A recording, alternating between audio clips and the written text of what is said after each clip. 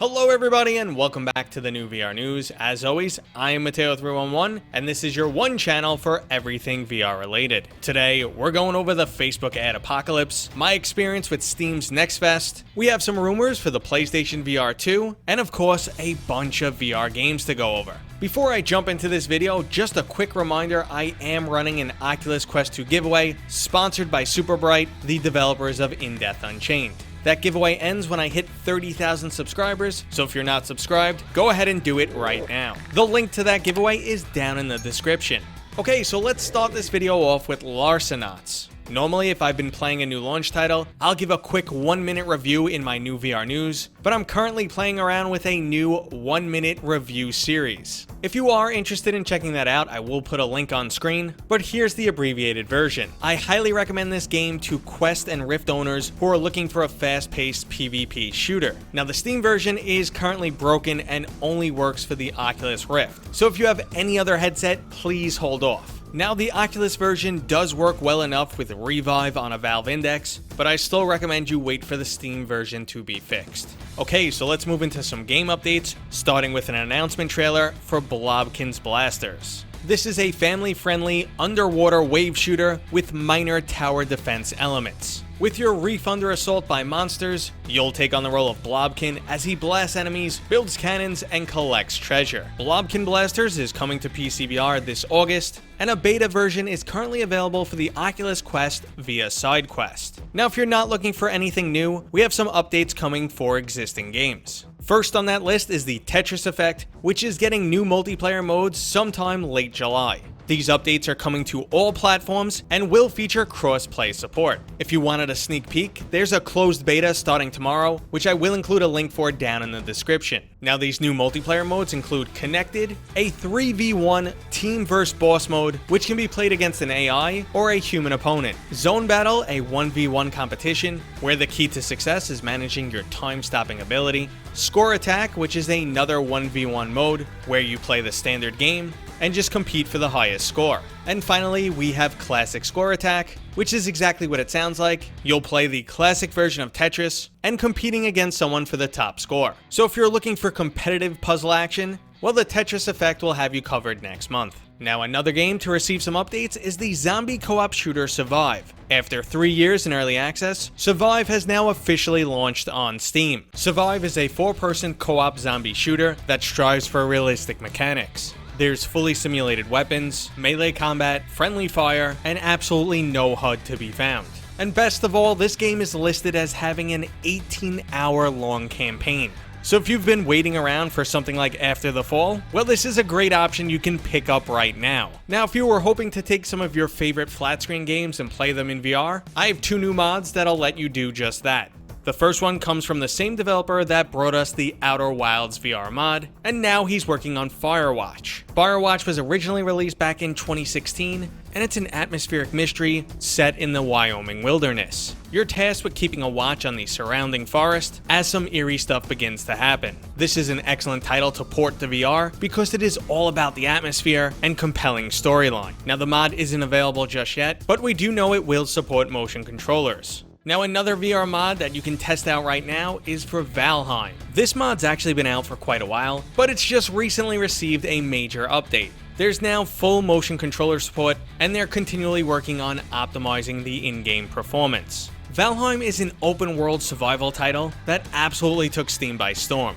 Its current review rating is overwhelmingly positive, with over 215,000 reviews. So if you were looking to experience an amazing title from a whole new perspective, you could download the VR mod from Nexus Mods. Now, flat screen mods aren't your style and you want to know what's coming in the near future, Steam's Next Fest just gave us a little taste. In total, there were over 20 different VR demos that you could check out, and a few of them really stood out to me. Now, the demo for I Expect You to Die 2 was really short, but definitely left me confident that this game will be a lot of fun when it releases. If you're not familiar with I Expect You to Die, it's a quirky, humor-filled escape room.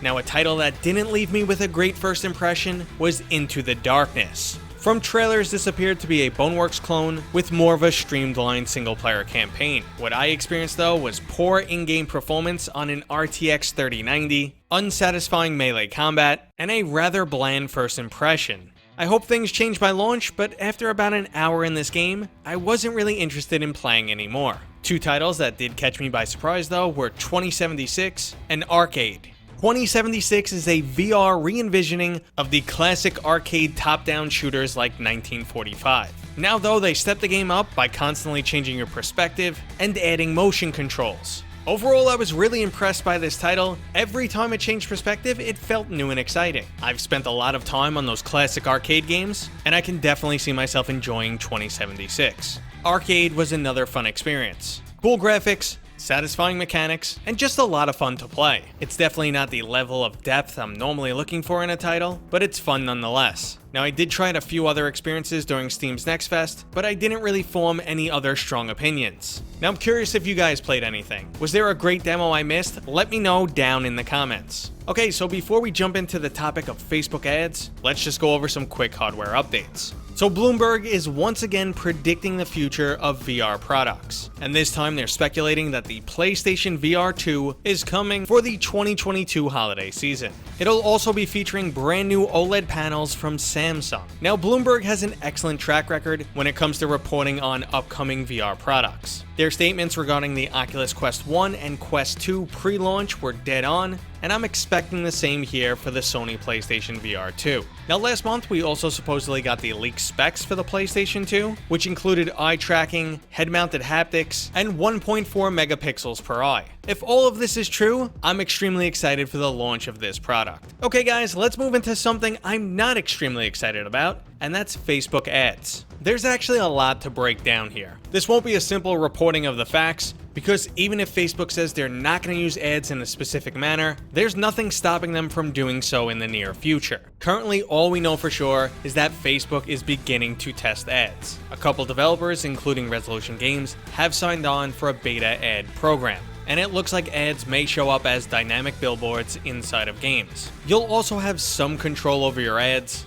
like don't show me ads from a specific advertiser, and you can turn off ad impressions so they won't use your web traffic from outside of Oculus to target you for ads. Now, we are quickly entering a slippery slope. While Facebook may say their objective is non-intrusive ads, we don't know what the future will look like. Now, personally, I could be okay with Facebook ads under the right circumstances. If the developers were getting a fair share, these weren't intrusive ads, they weren't being used for data collection, and the App Store specifically labels what games have in-game ads, then I'm okay with it. I would also hope that ads are included in a manner that doesn't break the immersion. It's one thing for an arena to have a virtual banner talking about another game or product, or for something like Raid Shadow Legend popping up in front of my face when I'm playing something like Boneworks. I would also be completely mortified if this was handled the way mobile phones handle ads. Between every level, you get a video that pops up. That is just completely unacceptable. At the same time, we all want to see VR grow, and a lot of VR developers struggle to make a profit on their titles. If increased revenue from ads could help lead to bigger and better titles, then it's justifiable. But just like EA exploits their customers, Facebook will eventually do the same thing. Give them an inch, and they'll eventually take a mile. We'll quickly have a $30 paid application that also has a subscription service, it's pay to win, and it'll load up video ads between every level.